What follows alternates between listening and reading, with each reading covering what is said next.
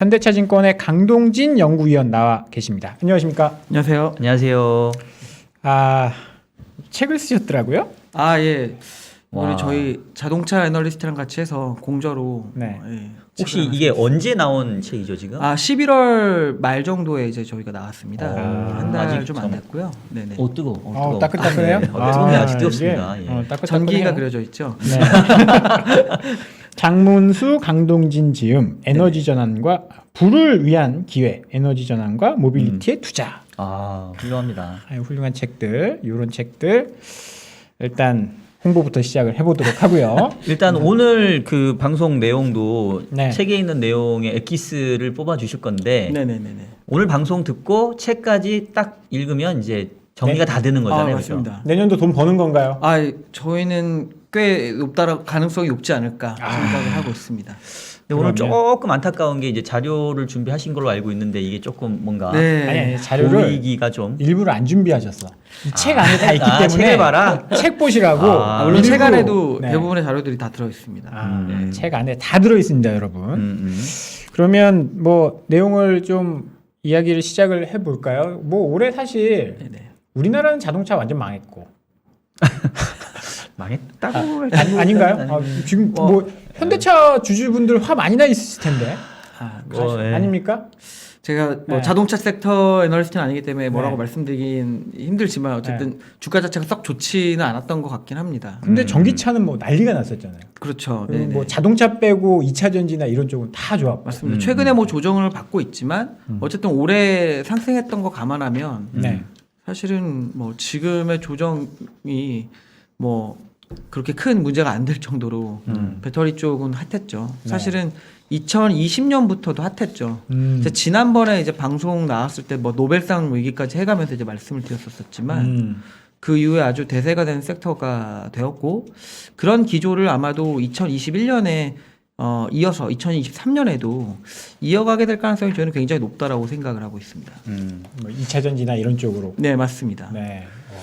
그 제가 무식한 질문을 좀 드리고 시작을 할게요.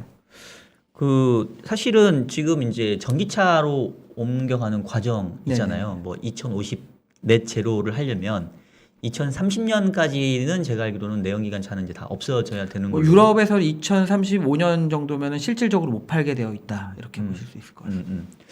그리고 근데 사실은 그 테슬라만 전기차를 만드는 게 아니라 네네네. 다른 회사들도 전기차를 만들고 있는데 너무 테슬라 한쪽만 이렇게 모든 애정을 다 그쪽으로 이제 쏠려가는 듯한 네네. 우리나라 기업들도 소외되고 우리나라도 지금 전기차 만들고 있잖아요. 이게 왜 그렇다고 생각을 하실까요? 그러니까 근본적인 질문을 드려야 될 것 같아요. 테슬라가 차 회사인가요? 또. 네. 그러니까 저희 책에도 이제 그런 내용을 좀 써놨지만 2016년에 이제 테슬라가 그 이제 솔라시티를 인수를 하면서 그때 상당히 좀 의미가 있었다고 생각을 하는 게 그 미션 스테이트먼트를 바꿨습니다. 그 전까지는 이제 테슬라는 자기네들은 차 회사였다라고 했었어요. 그래서 자기는 서스테이너블한 트랜스포테이션으로의 전환을 가속화한다라는 거를 이제 모토로 해서 이제 미션 스테이트먼트를 갖고 있었는데 2016년에 이제 솔라시티를 인수하면서 그걸 바꿨죠. 서스테이너블한 에너지로의 전환을 가속화한다. 라는 이제 미션 스테이트먼트를 갖게 됩니다. 이게 뜻하는 바가 굉장히 크다고 생각을 해요. 지금 와서 보니까 또 어떤 일이 생겼습니까? 기아가 이제는 기아 차가 아니죠. 네, 기아죠. 기아죠. 이게 뭘 의미하는가 사실 생각을 많이 해봐야 될 것 같아요. 그렇기 때문에 뭐 차 대 차로 비교를 한다라고 생각을 하기는 어려울 것 같고요. 뭐 앨런 머스크가 뭐 여러 번 얘기도 했지만 자기네들의 이제 에너지 사업이 굉장히 저평가되어 있고 이 부분이 향후에는 차보다 더 커질 수도 있다. 이런 식으로 얘기도 하기도 했거든요. 그렇기 때문에 근본적으로 테슬라를 비교할 때 단순히 차 업체랑 비교하는 거는 약간은 테슬라를 보는 관점을 좀 달리해야 되는 상황이 아닌가 좀 생각은 좀 하고 있습니다. 네. 역시 제 무식한 질문을 아주 답변을 잘 해주신 것 같고요. 이제 유식한 질문 하세요. 그러면 지금 에너지 전환은 계속 된다라고 보시는 네네. 거죠? 네네네. 속도는 좀 더 빨라지고. 네네네. 근데 거기에 대해서 이제 올해 이제 부작용도 많이 일어났잖아요. 네, 그렇죠. 뭐 화석연료 가격이 아, 급등해버리는. 네네네. 근데 그런 부작용이 또 일어나지 않는다라는 보장이 있을까요? 이게 뭐 사실 올해는 유럽에 바람이 안 분다 그러고 막 그런 문제들이 발생했었잖아요. 뭐 그런 문제도 이슈가 됐었고요. 네네. 네. 그런데 이제 이렇게 볼 수가 있을 것 같습니다.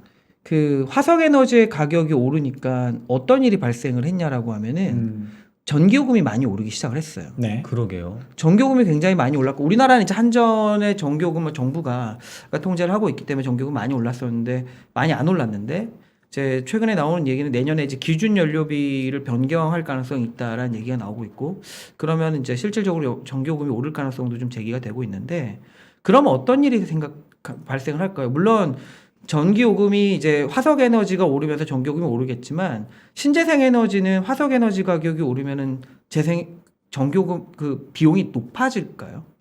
그러니까 많이 안 오른다. 상대적으로 덜 오를 수밖에 없는 거죠. 화석에너지는 이제 당연히 원가의 거의 대부분의 비용들이 석탄이나 가스를 쓰기 때문에 뭐 2배 이상, 3배 뭐 오르기도 했는데 지금 태양광 같은 경우에는 원재료 가격들이 좀 오르긴 했지만 태양광 패널이 전체 태양광 그 설치 원가에서 차지하는 비중이 사실 이제 가정용 같은 경우에는 30%가 되지 않습니다. 그렇기 때문에 다른 것들이 오른다, 뭐 이런 패널 가격이 연자재 가격 상승으로 해서 좀 오른다돈 치더라도 태양광 설치 비용은 그렇게 오르진 않는 거죠. 그리고 배터리 가격도 뭐 내년에 처음으로 아마 오르는 해가 되긴 할 텐데 지금까지 떨어졌던 것들 속도 그다음에 블룸버그에서 뉴에너지 파이낸스나 이런 데서 내놓는 전망들을 보면 올라도 아주 소폭 오르는 정도라고 볼 수가 있을 것 같거든요. 그럼 어떤 생각이 드냐면 이제 화석 에너지로 만드는 전기보다 재생 에너지로 만드는 전기가 이제 싸지는 구간이 더 빨라진다라고 이해할 수 있는 부분도 생기기 시작을 하거든요. 우리가 그걸 과거부터 그리드 페리티라고 얘기를 해왔죠. 네. 그 구간에 이제 들어가는 것들이 화석 에너지의 가격 상승으로 인해서 더욱 빨라진다라고 해석할 수 있는 부분도 있습니다. 또 한 가지는 그 유럽의 탄소 배출권 가격이 이제 유럽이 Fit for 55를 내놓고 나서 한 번 더 올랐죠. 지금 그래서 10만 원을 넘어가고 있지 않습니까? 그런 얘기는 뭐냐면 화석 에너지로 만든 전기의 가격은 더 많이 오를 수 있다는 거거든요. 그러면은 재생에너지의 상대적인 원가 경쟁력은 네, 굉장히 더 높아질 수밖에 없을 것 같습니다. 제가 보기엔. 그렇군요. 그러면 지금 실질적으로 이렇게 생각하실 수 있어요. 그래서 예를 들어서 이제 저희가 보는 데이터들을 보면은 가정용 이제 미국 기준으로 봤을 때 가정용 태양광을 설치를 해서 그걸 ESS에 저장을 했다가 전기를 생산하는 가격이 킬로와트아워당 대략 평균적으로 한 50센트 정도 할 것 같습니다. 그러면 이제 모델 3를 이제 50kW짜리 모델 3 그 스탠다드 레인지를 풀리 이제 충전을 하는데 대략 한 25,000원 정도 든다는 얘기죠. 사실 그걸 저희가 이제 저희 연간 전망절에 보면 그거를 기존의 휘발유나 이제 디젤 자동차들이랑 비교한 게 있는데 유지 비용 측면에서 절반도 되지 않습니다. 기본적으로. 그러니까 화석 에너지가 많이 올라가면 올라갈수록 그런 유인들이 커질 수밖에 없는 거죠, 기본적으로. 그렇기 때문에 오히려 에너지 전환을 굉장히 가속화할 수가 있을 것 같고 심지어는 이제 그동안 이제 꺼내들지 않았던 마지막 패인 원전이라는 패까지 좀 꺼내들기 시작을 한 거잖아요. 그러니까 어떻게 보면은 이 화석 에너지의 위기 자체가 크게 보면은 저희는 에너지 전환을 굉장히 가속화시킬 수 있는 모멘텀이 되지 않을까라는 생각도 좀 가지고 있습니다. 이게 왜냐면은 저희가 이제 보기에 그 탄소 중립으로 가는 길 뭐 이런 것들을 다른 말로 생각을 하면은 에너지의 대외 의존도를 낮추는 길이라고 생각을 하고 있거든요. 어차피 우리나라는 원유가 안 나니까. 그렇죠. 네. 우리나라도 그렇지만 프랑스나 뭐 유럽도 마찬가지고. 근데 그런 것들이 재생에너지를 쓴다는 얘기는 더 이상 러시아에서 그 수입 가스 수입을 더 많이 안 해도 된다는 얘기잖아요. 그러니까 우리가 실질적으로 그 화석 에너지를 쓰면서 기본적으로 지불해왔던 프라이스가 뭔가를 이번 기회에 사실은 느끼게 되는 거거든요. 지금 유럽의 가스 가격이 많이 오르는 이유 중에 가장 큰 이유 중에 하나가 러시아 문제가 굉장히 큰 거잖아요. 네네. 그런 것들이 어떻게 보면은 유럽이 지금까지 굉장히 많은 에너지들을 러시아에 의존하면서 생겼던 그런 부작용들이 일어나는 것 중에 하나가 있는 거고, 그러니까 우리가 가스나 이런 것들을 대외에 의존했을 때 생기는 진정한 비용이 무엇인가를 이때 다시 한번 깨닫게 되는 상황이 되는 것 같습니다. 그럼 이것도 되게 좀 바보 같은 질문인데 지금 친환경으로 그러면 지금 화석 발전을 다 커버할 수 있는 그런 상황이 가능한 건가요? 그러니까 효율이 그 정도 네. 나오나요? 뭐 효율이야 뭐 당연히 이제 거기에다가 이제 배터리까지 나오게 되면 충분히 그 뭐 이미 뭐 독일 같은 경우에 전체 발전의 40% 이상이 재생에너지를 사용을 하고 있고 뭐 몇몇 국가들은 더 이상 되는 나라들도 있긴 한데 그 속도의 문제일 뿐이지 그게 뭐 어떤 기술력이 안 돼서는 전혀 아닌 것 같습니다. 지금도 뭐 길 가다 보면 산 막 깎아가지고 태양광 태양광 패널 패널, 예. 쫙 설치되어 있고 근데 뭐 독일 같은 경우에 땅도 넓고 그렇다 치고 그런데 우리나라는 또 그게 아니잖아요. 산에다가 태양광 패널 설치하면 그 전기를 또 여기까지 끌어와야 되잖아요. 그러게. 뭐 그런 문제들도 있을 거고.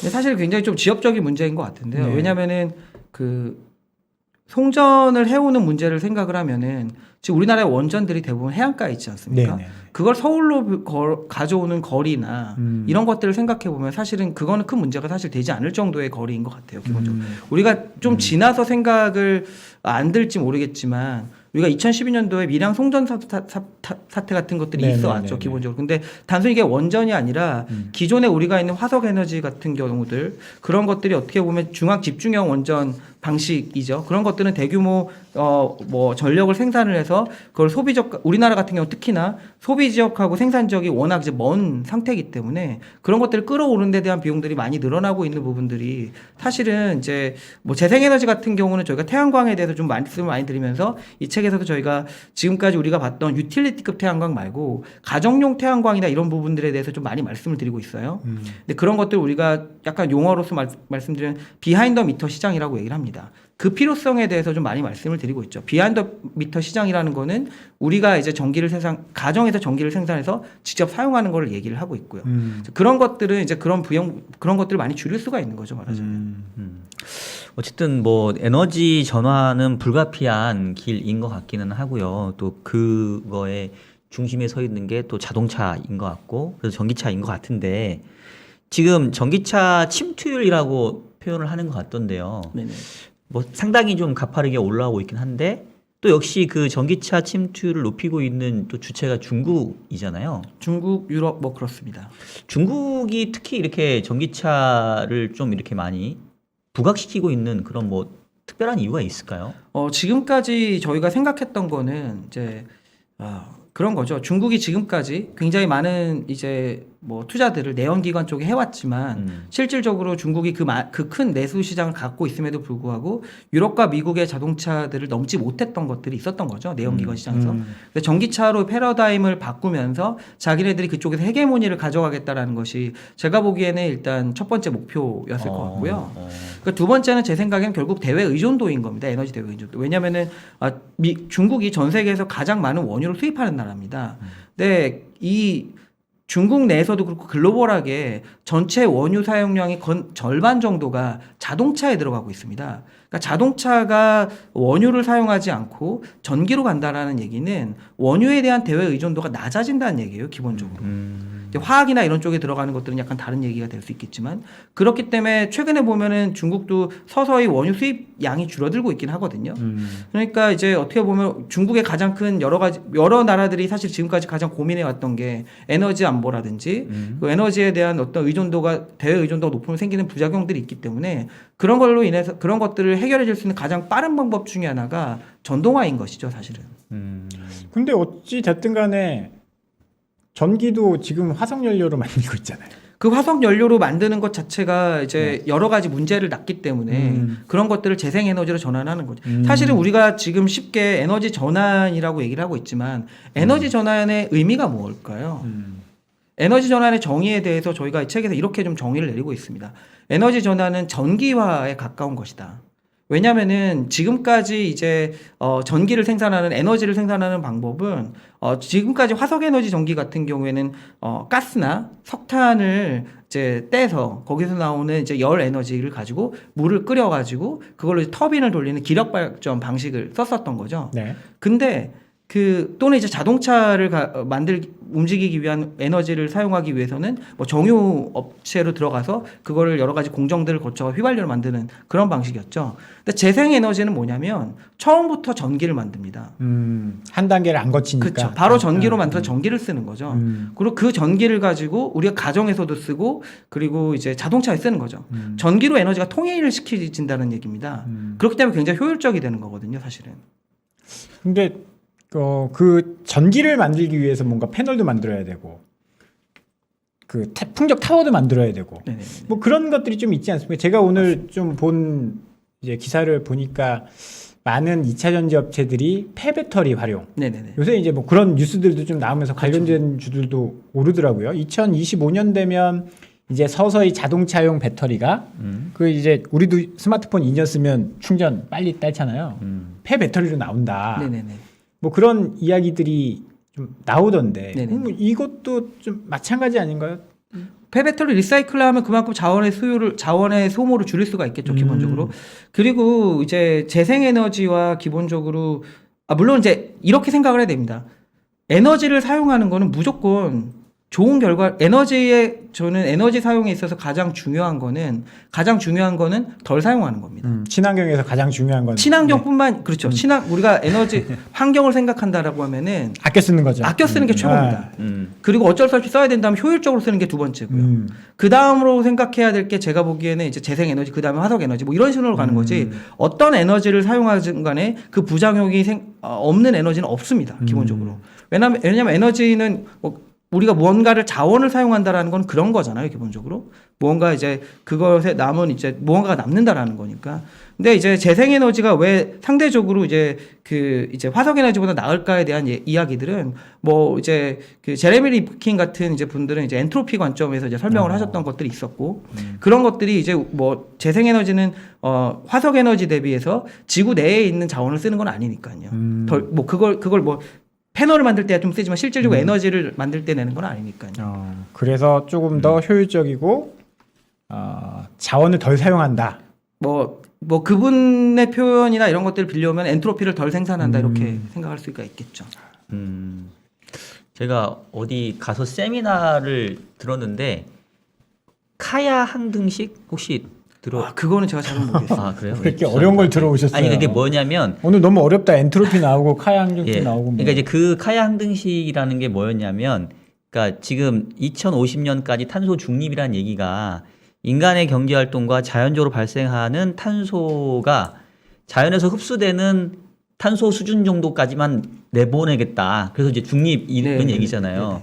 근데 이제 어쨌든 간에 아까 이제 에너지를 덜 쓰는 게 제일 좋다고 했는데 사실 경제 활동도 해야 되고 사람들이 이제 여러 가지 활동을 하는데 에너지를 덜 쓰고는 싶지만 안 쓸 수는 없잖아요. 그렇죠. 그래서 결국은 이 카야 항등식에서 얘기하는 건 해결책은 에너지 효율을 높이는 거다. 그렇죠. 제가 두 번째 얘기로 말씀드린 거잖아요. 네. 아까 이제 그 말씀을 이제 드렸던 건데요. 그럼 결국은 이제 결론은 사실은 이제 뭐 지금 그 탄소 중립 제로로 가고 뭐 에너지 효율을 높여야 되고 친환경 에너지 쓰고 이런 건 다 아는데 우리가 지금 이제 논의하고자 하는 건 사실은 이걸로 인한 어떤 투자의 기회를 우리가 찾고자 이제 우리가 저렇게 말씀드리는 거잖아요. 그러면은 그냥 간단하게 생각하게 되면은 결국 배터리 정도? 네네. 배터리 업체 이 정도인데 지금 책의 제목을 보게 되면 모빌리티 투자라고 네네. 어떻게 보면 더 큰 개념을 제시를 해주셨거든요.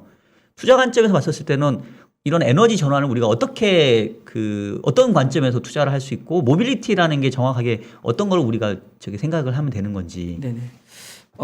일단은 모빌리티 자체를 제가 설명드리는 거는 이제 저희 아마 자동차에서 좀 더 잘 설명을 할 것 같은데 저희가 이 책에서 주안점으로 삼고자 했던 거는 자동차와 연계된 에너지 산업이 첫 번째고요. 자동차와 연계된 에너지 산업의 크기가 얼마나 변할 것인가. 그것이 이제 첫 번째 기회가 된다라는 거고요. 네. 그거를 이제 어떻게 생각을 하냐면은 아까도 말씀드렸지만 전체 자동차로 들어가는 전체 원유 사용량의 거의 50% 가까이 됩니다. 45%. 절반 가까이 되네요. 네. 그렇기 때문에 그것이 전기화로 되고 전기가 자동차에도 쓰이고 그것이 이제 가정에서 쓰는 거 쓰일 때면은 활용도가 높아진다는 얘기죠. 그러니까 사실 지금 요번에 포드에서 나오는 트럭을 보면은 트럭에서 나오는 전기를 다른 차를 충전할 때 쓴다던가 이런 식으로 나오더라고요. 오. 그리고 현대차도 요번에 이제 아이오닉 나올 때 기아차 이렇게 현대차 나오는 거 보면은 배터리에 내온 전기를 다른 데 쓸 수 있는 V2L이라는 장치들이 나오잖아요. 네네. 그러니까 자동차도 걸어 다니는 일종의 배터리인 겁니다. 말하자면 에너지를 갖고 있는 건데 기존에 이제 우리가 그 휘발유차 같은 경우는 그 휘발유를 써서 할 수 있는 데가 상당히 제한적이었었는데 이 전기를 가지고 할 수 있는 것들이 굉장히 많아진다라는 겁니다. 그렇기 때문에 우리가 이런 전기차들이 이제 쓰지 않고 이제 스마트 그리드에 이제 예를 들어서 이제 차징이 되어 있을 때 그 필요 없는 전기들을 이제 그리드에 되팔면서 뭐 돈을 번다든가 이런 식으로 해서 VPP 같은 사업들이 이제 개화되는 것들이 사실은 이제 테슬라나 이런 쪽들에서 계속 하고 싶어 하는 사업들 이런 것들이 되는 거죠. 그렇기 때문에 저희가 보기엔 모빌리티라고 칭하는 거는 사실 자동차는 일종의 플랫폼이고요. 자동차 플랫폼이 할 수 있는 여러 가지 것들이 뭐 자율주행을 기반으로 얘기를 많이 하셨지만 그 중에 가장 큰 이제 덩어리 중에 하나가 에너지다라는 걸 이제 말씀드리고 싶었던 겁니다. 근데 그 핵심이 이제 배터리라는 거죠. 자동차도 하나의 큰 그냥 배터리 역할을 할 것이다. 그렇죠. 네네. 지금까지 저희가 생각하는 이제 전기차라고 네네네. 한다면 핵심은 자율주행이다. 네네네. 이런 걸로 이야기를 많이 했거든요. 자율주행도 되게 중요한 네. 전기차로 가는 모티베이션 중에 하나죠. 왜냐면은 뭐 많은 에너지, 그것도 똑같은 겁니다. 왜냐면은 어쨌든 전기로 일어나되는 것이 에너지 전환의 핵심이라고 말씀드렸지 않습니까? 그러면 우리가 자율주행을 하면서 많이 사용되는 그 전력 자체를 휘발유 자동차는 그걸 또 전기로 또 만들었어야 되는 거잖아요. 말하자면. 그러면 그거를 양쪽으로 가져가는 것보다 전기 하나로 일어나는 게 훨씬 더 효율적인 거죠. 에너지 전환의 핵심은 그래서 전기화를 첫 번째 생각을 하시는 게 좋을 것 같습니다. 그러면 전기화라고 한다면 자동차도 하나의 큰 배터리고 모든 것들이 다 전기로 가니까 역시 2차 전지, 그렇죠. 뭐 그리고 배터리, 뭐 셀 업체, 그 다음에 그런 것들을 만들려고 한다면 뭐 태양광, 풍력. 그럼 지금 사실 태양광이나 풍력 같은 경우에는 굉장히 시장에서는 조금 잊혀진 것 같거든요. 연초에 그렇죠. 비해서. 네.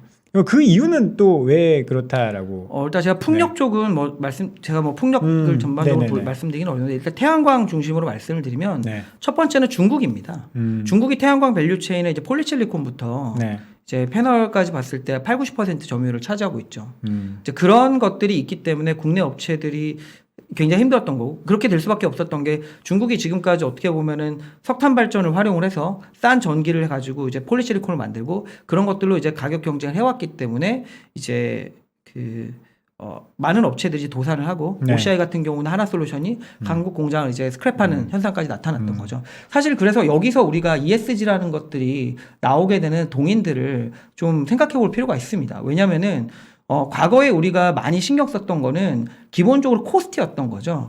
근데 코스트를 줄이기 위해서 ESG에 관련된 것들을 상당히 등한시하면서 해왔던 건데 왜냐면은 그거는 실질적으로 기업의 코스트에 반영되는 건 아니었었으니까요. 그런데 그런 코스트들이 그런 것들이 만들어낼 수 있는 사회적인 부작용이 굉장히 크고 그런 것들을 어떤 식으로든 우리가 좀 비용에 반영시켜 보자라고는 흐름에서 나온 게 탄소 배출권이라는 거잖아요. 말하자면. 우리가 부의 경제 이렇게 말을 하는데 그런 것들이 반영되게 되면 저희가 보기엔 그런 것들의 또 한 가지는 이제 인권 문제 같은 사회적인 문제 되겠죠. 그러니까 저희가 이제 올해 초부터 계속 말씀드렸던 게 바이든 정부가 들어오면서 ESG 기조가 더 강화될 거고 중국이 신장에서 지금 여러 가지 인권 문제가 있는 것들이 분명히 이슈가 될 거고 그걸로 인해서 폴리실리콘 시장은 상당히 좀 문제가 생길 거다 이렇게 말씀을 드렸는데 지금 태양광 전반적으로 그런 밸류체인 전반적으로 그런 이슈들이 확대가 되고 있습니다. 왜냐하면은 이거는 에너지 안보하고 관련되어 있기 때문입니다. 사실은. 그래서 지금 요번에 이제 조 맨친 의원이 약간 이제 반대 의사를 밝히면서 통과가 좀 지연이 되고 있지만 기본적으로 그 빌드백 배럴 법안 내에 보면은 미국이 지금 태양광 밸류 체인을 내재화하고자 하는 많은 이제 보조금들이 들어 있습니다. 예를 들어 이런 겁니다. 미국이 이제 바이든 정부가 들어오면서 전체 발전비 중에 태양광이 한 3% 정도밖에 차지가 안 하는데 2050년까지 한 45%까지 올리겠다 뭐 이런 발표를 했는데 그렇게 되기 위해서 그 미국의 지금 태양광 패널 설치가 작년에 한 20기가 정도였거든요. 올해 한 25기가 정도 될 것 같은데 2055년부터 2030년까지는 연평균 60기가가 돼야 된다는 얘기가 나옵니다. 그럼 25기가 뭐 20기가 얘기를 이렇게 하면 이제 잘 안 와닿으실 수가 있는데 네. 우리나라 이제 원전 1기가 1.4기가 정도 됩니다. 그리고 이제 뭐 웨스팅하우스나 이런 데서 만들이 1기가 정도 되니까 대략 한 개 1기가 정도로 우리가 생각을 하면은 작년에 이제 미국에 설치된 그 태양광 그 발전할 수 있는 패널의 양이 약 원전 20개 정도 된다고 생각하실 수가 있을 것 같습니다. 근데 그게 이제 원전 60개 시장까지 커질 수 있다라는 얘기를 하고 있는데 문제는 뭐냐면 미국 내에서 생산할 수 있는 태양광 패널의 양이 그 한 6기가 정도밖에 안 된다라는 겁니다.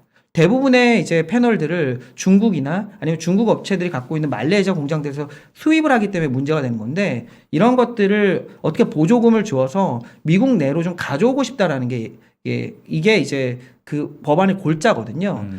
그렇기 때문에 저희가 생각하기에는 우리나라 업체들이 그 과정에서 수혜를 입을 수 있다라고 생각을 하는 거고요. 왜냐하면 하나솔루션이 이제 하나 큐셀이죠.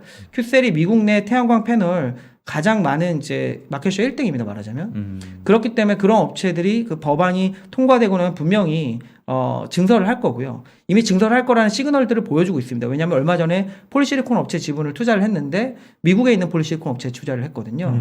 그 업체가 만들어낼 수 있는 폴리실리콘이 연간 18,000톤 정도 수준인데 그 정도면 태양광 패널 연간으로 한 5기가에서 6기가 정도를 만들 수가 있습니다. 그런데 하나솔루션이 미국에 갖고 있는 태양광 이제 모듈 캐파가 대략 1.7기가를 연간으로 생산할 수 있는 거거든요. 그게 대략적으로 5기가에서 6기가 정도까지 늘어날 수 있음을 이미 암시하고 있는 거죠. 그렇기 때문에 지금까지 중국을 중심으로 해왔던 태양광 시장이 약간의 균열을 보여주는 과정에서 중국 이외에 몇 안 되게 남아있는 우리나라 태양광 업체들이 일정 부분 성장할 수 있는 기회들을 찾아갈 것이다라고 저는 좀 생각을 하고 있습니다. 그러면 뭐 시간이 많지 않아서 지금 시청자들은 좀 가장 궁금한 것 중에 하나가 셀업체일 것 같아요. 네네네네. LG화학이 오늘도 네네. 아작이 났거든요. 아니, 웃으면서 얘기하면 안 되는데 이빨 보면 안 되는데. 웃을 일은 아니죠. 네, 웃을 일은 아닌데 왜 이런 일들이 벌어지고 있다라고 물론 뭐 관련된 LG화학은 뭐 약간 그 흔히 말하는 무적 분할 이슈가 좀 있는 것 같긴 한데 그거 셀업체 전반적으로 봤을 때 셀업체가 다 안 좋아요. 최근에 네. 근데 셀업체라고 말씀드리는 것이 사실 지금 보면 LG 에너지 솔루션, 그다음에 SK 이노베이션, 네. SDI를 말씀드리고 있는데 네네. 제가 보기에 지금 상황은 약간 그 두 가지 이슈인 것 같습니다. 첫 번째가 가장 이제 심각한 거는 제 생각에는 물적 분할 이슈 이후에 LG 에너지 솔루션 상장이 멀지 않았다라는 거죠. 네네. 수급 공백이 굉장히 발생할 수밖에 없는 구간에서 그런 이제 왜냐하면 LG 에너지 솔루션이 지금 공모가 상단으로 들어오게 되면 70조에 들어오거든요. 네. 그럼 70조에 들어와서 뭐 시장에서 얼마나 움직일지는 정확하게 알 수 없지만 저희가 이제 기본적으로 밸류에이션 하고 있는 것들은 대략 100조 가까이 갈 것이다라고 전망을 하고 있는데 그렇게 된다라고 생각을 하면 시장에서 굉장히 많은 비중을 차지해 버립니다. 그렇기 때문에 지금은 어떻게 보면 그거를 대비할 수밖에 없는 상황이 되다 보니까 수급 공백이 발생하기 때문에 관련돼서 지금까지 이제 뭐 패시브라든지 이런 쪽에 들어있는 그런 이제 물량들이 나올 수는 있지만 누군가 이제 사주긴 되게 어려운 상황이 되다 보니까 수급적인 이슈가 첫 번째 가장 큰 것 같고요. 그게 이제 SDI 같은 이제 셀업체들도 다 영향을 같이 받고 있는 것 같습니다. 왜냐면 걔들 거 빼서 그렇죠. 네, 사야 그럴 수도 되니까. 있으니까. 네. 네. 그리고 두 번째는 이제 그 최근에 있었던 그 조 맨친 후보의 그 반대, 왜냐하면 거기에 미국의 이제 보조금 이슈, 미국의 전기차 보조금도 굉장히 많이 포함이 되어 있었는데 우리나라 업체들이 지금 마켓쉐어가 빠지고 있는 상황인데 지금 상황에서 저희가 회복할 수 있는 가장 큰 모멘텀을 미국 시장으로 생각을 하고 있거든요. 네. 왜냐하면 미국 시장은 기본적으로 우리나라 업체하고 일본의 파나소닉 정도만이 이제 배터리 공장을 갖고 있기 때문에 미국 시장이 다른 이제 중국이나 유럽 대비해서 페네트레이션이 굉장히 낮은 상황입니다. 중국이나 이제 유럽 같은 경우에 전체 신차 판매 20% 이상이 지금 이미 전기차로 판매되고 있는데 미국은 이제 6%밖에 되지 않거든요. 근데 이런 것들이 이제 바이든 정부가 들어오면서 정책 변화로 인해서 많이 성장할 거로 보고 있는데 그 부분의 수혜를 우리나라 업체들이 가져가야 되는데 그거에 중요한 역할을 해야 될 법안이 지금 국회에서 상원에서 난항을 겪고 있다라는 것이 얘기가 나오면서 또 한 번 이제 좀 부담을 주었었던 건데요. 그러니까 저희가 보기에는 일단 두 번째 이슈 같은 경우에는 어떻게든 좀 해결이 되지 않을까 생각을 하고 있습니다. 오늘 같은 경우에 그 미국의 이제 그 석탄 관련된 협회들에서 조 맨친 후보한테 이제 서한을 보내서 뭐 지금 빌드백 배럴 법안에 대해서 좀 지지하는 의견을 보내라는 이제 그런 식의 이제 압박이 얘기를 하기도 있었군요. 했었군요. 네. 그리고 이제 그런 것들이 이제 조맨친 후보만 어느 정도 뭐 내고를 통해서 합의점을 찾는다라고 하면 저희는 통과가 되게 되면은 국내 셀업체들의 입장에서는 내년에 굉장히 좋은 그림을 가져갈 수 있을 것 같고요.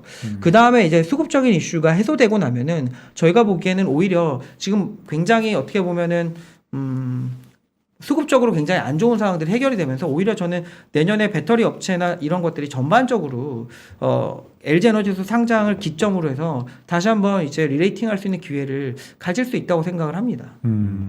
그러면 이게 배터리 관련된 업체라 하면 셀 업체가 있고 또 소재 만드는 업체 이렇게 어떻게 보면 나눠볼 수 있잖아요. 근데 그냥 단순하게 생각하기에는 최근에 보면은 뭐 자동차 스스로가 배터리를 뭐 내재화한다고도 해서 최종 셀 업체보다는 오히려 이제 소재 업체가 좀 더 모멘텀을 받을 것 같고 사실 최근에는 지금까지 또 그랬고, 그래왔죠. 예, 이런 흐름이 내년에도 계속 이어진다고 보시나요? 아니면 조금은 이제 엎치락 뒤치락 할 수도 있다고 보시나요? 저희는 이제 한쪽으로만 쏠리진 않지 않을까 생각은 좀 하고 있습니다. 왜냐하면은 소재 업체들은 상당히 저희가 보기에는 여전히 뭐 지금 최근에 약간 조정을 받았지만 여전히 매력적입니다. 왜냐하면은 최근에도 보면은 그 전기차 판매가 올해 저희가 한 500만 대 정도를 전망을 했었거든요. 근데 500만 대? 500만 대. 우리나라 아니요, 연간 연간 전 세계. 세계. 네. 근데 지금 나온 숫자들을 종합을 해보면 연간 600만 대 판매는 무난할 거로 생각이 좀 듭니다. 그 정도로 좀 서프라이즈가 나오고 있는데 왜냐하면 작년에 311만 대, 320만 대 가까이 팔았기 때문에 거의 시장이 100% 성장을 하는 거죠. 내년에는 이제 거의 1000만 대 얘기가 나올 것 같거든요. 근데 그렇게 이제 계속 전망치가 올라가는 상황에 있기 때문에 소재 업체들의 어떤 기대감들도 저희는 더 많을 수 있다라고 생각을 하고 있고 때마침 좀 이벤트가 있었던 것들이 현대차나 기아 같은 경우도 최근에 그 전기차 판매 목표를 올렸잖아요. 네. 그리고 이제 그동안 굉장히 보수적인 행보를 보여왔던 도요타도 전기차로 전환을 상당히 예고를 했습니다. 이런 이제 기존의 이제 굉장히 많은 차를 판매해왔지만 보수적이었던 이제 일본의 차들까지도 이렇게 적극적으로 달려드는 상황이 되기 때문에 저희는 전기차 쪽이 아직까지도 성장할 수 있는 룸들이 굉장히 뭐 아직 페네트레이션 220%밖에 안 되니까요. 그거는 이제 당연한 얘기인데 그 기울기가 더 빨라지는 구간에 있다라고 생각을 하고 있고 국내 소재 업체들은 가장 좋은 게 첫 번째는 고객 다변화가 일어나고 있습니다. 과거에는 우리가 어떤 투자를 했냐라고 하면은 삼성 SDI 서플라이 체인 누구야? LG화학 서플라이 체인 누구야? 이런 식으로 투자를 했었는데 이제는 LG 에너지 솔루션 SK 이노베이션까지 들어가면서 과거 SDI 서플라이 체인이었던 이제 에코프로 BM 같은 업체들이 SDI 쪽으로도 SK 이노베이션 쪽으로 들어가잖아요. 이렇게 다변화가 되는 와중에 유럽 업체들의 수주도 하고 향후에 이제 테슬라가 또 전기차 배터리 만들기 때문에 그런 수주를 하는 데 있어서 어떤 다변화 관점이 다변화가 된다라는 거는 상당히 이제 그 업체들 입장에서는 좋은 멀티플이 높아질 수 있는 이벤트가 될 것 같거든요. 그러니까 저희는 여전히 소재 업체들 괜찮고 또 소재 업체들의 가장 큰 장점은 지금까지 배터리 시장이 성장을 하고 전기차 시장이 성장하면서 여러 가지 이슈가 있었던 것 중에 가장 큰 게 리콜 이슈였지 않습니까? 네. 리콜에서 상당히 좀 자유롭다라는 거죠. 그렇기 때문에 부담이 좀 덜합니다. 그렇기 때문에 저는 소재 업체들 여전히 괜찮다라고 생각을 하고 밸류에이션이 좀 많이 올라와서 그렇지만 여전히 서프라이즈를 낼 수 있는 룸들이 남아 있다라고 생각을 하고 있고요. 셀 업체 같은 경우는 이제 우리나라 이제 관점에서 보면은 지금까지 이제 뭐 어떤 문제점들이 있어 왔지만 해외에서 이제 배터리 업체들도 등장을 하고 하지만 아직까지 저희가 파악하고 있는 것들은 생각보다 진전이 아주 잘 되고 있는 것 같지는 않습니다. 기본적으로.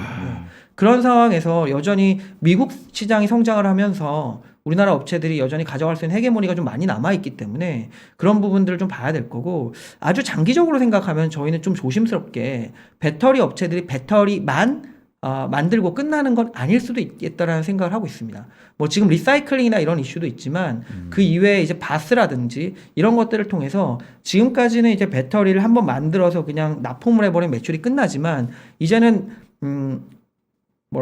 깔아놓은 배터리들에서 일정 부분 레비뉴 스트림들을 가져올 수 있는 비즈니스를 할 수 있을 정도의 성숙된 시장이 되게 되면은 그런 계획들이 저희는 나올 거라고 보고 있고요. 굉장히 재밌는 이제 저희가 좀 사례들을 좀 보고 있는 게 뭐냐면 최근에 이제 LG 에너지 솔루션이 그 제주도에다가 충전소 사업을 합니다. 네. 그러니까 태양광으로 전기를 생산을 해서 거기서 나오는 전기를 직접적으로 자기네 ESS에 저장을 합니다. 그리고 그거를 충전을 하는 거죠. 근데 생각을 해보면 아까 말씀드렸지만 한전이 내년에 전기요금도 올라갈 수 있다 이렇게 말씀을 드렸는데 이렇게 충전해 놓은 전기 같은 경우에는 원가가 올라갈까요? 안 올라가죠. 안 올라가죠. 네. 하지만 이제 어떤 이제 전기 충전을 하는 이제 그런 비즈니스를 하는 업체들이 만약 한전에서 전기를 끌어왔다라고 하면은 그런 쪽들은 전기요금 인상에 노출될 수도 있는 거거든요. 오히려 배터리 성능이 더 좋아지고 패널 가격이 내려가면은 계속적으로 전기를 싸게 줄 수 있는 플랫폼이 탄생을 하는 거죠, 말하자면. 또는 그만큼 이제 배터리를 만들어서 남길 수 있는 마진들이 생기는 거고요. 또는 이제 바스 같이 이제 배터리를 중심으로 어떤 비즈니스를 한다거나 이런 것들도 구체화될 가능성이 있기 때문에 저희는 아직 배터리 업체들이 좀 가야 할 길이 좀 멀지 않았나 생각을 하고 있습니다. 그러면 여기서 조금 짓궂은 질문. 좋아요. 직구준 질문 좋습니다. 셀이냐 소재냐. 지금 제가 딱 들어봤을 때는 소재라고 하셨거든요. 답 주신 거 아니었어? 아니 그렇지 않습니다. 저희는 이제 셀 소재 아니 우리가 잘못해. 네네. 아, 뭐 한쪽 제가 이제 말씀드렸던 게 네. 올해는 사실은 완벽하게 소재였죠. 그렇죠. 올해가 아니라 그러니까, 사실 작년부터 소재였죠. 네. 내년에는. 내년에는 저는 작년에는 뭐 LG 화학도 정말 못지않게 올랐었는데 그렇죠. 이제 내년을 봤을 때 투자자는 이제 내년을 봐야 되니까. 네네 맞습니다.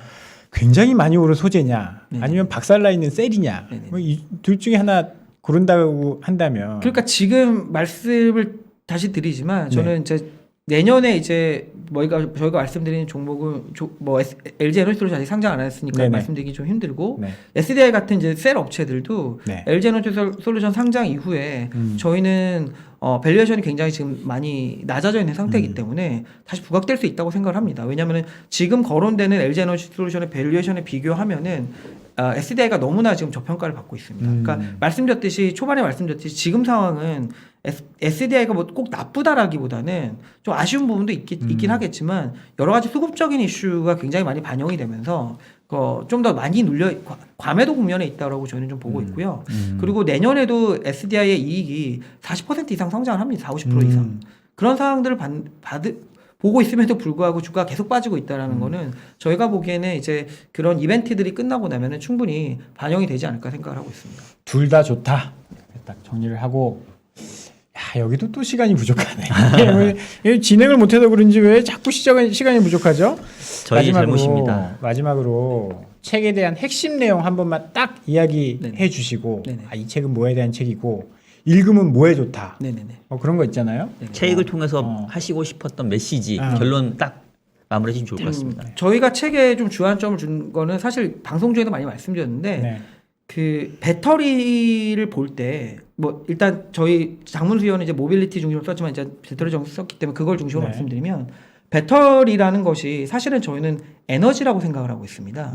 배터리를 이제 그 과거 이제 소니나 이런 데서 시작할 때는 전자산업의 하위 개념으로 시작을 했지만 지금의 배터리는 완벽하게 에너지 산업이거든요.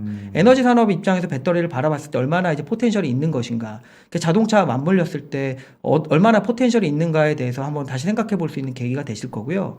저희가 좀 많은 지면을 할애한 게 차세대 태양광 전지에 대한 부분이었습니다. 페로브스카이트 같은 경우가 이제 많이 연구가 되고 3년 정도 후에는 상용화 될 텐데 그런 것들이 상용화 됐을 때 어떻게 이제 산업을 변화시킬 수 있는가에 대한 그런 인사이트도 좀 얻으실 수 있지 않을까 그렇게 말씀드릴 수 있을 것 같습니다. 알겠습니다. 에너지 전환과 모빌리티의 투자입니다, 여러분. 저도 한번 집에 가서 읽어봐야 될 것 같습니다. 오늘 너무 재밌게 말씀 잘해주신 우리 강동진 위원은 다음에 시간 한번 좀 더 내주셔야 될 것 같아요. 알겠습니다. 다음에 내년에 배터리나 이런 거 특집할 때 한번 좀 다시 모시는 걸로 하고 오늘은 이만 인사를 나누도록 하겠습니다. 오늘 감사합니다. 네, 감사합니다.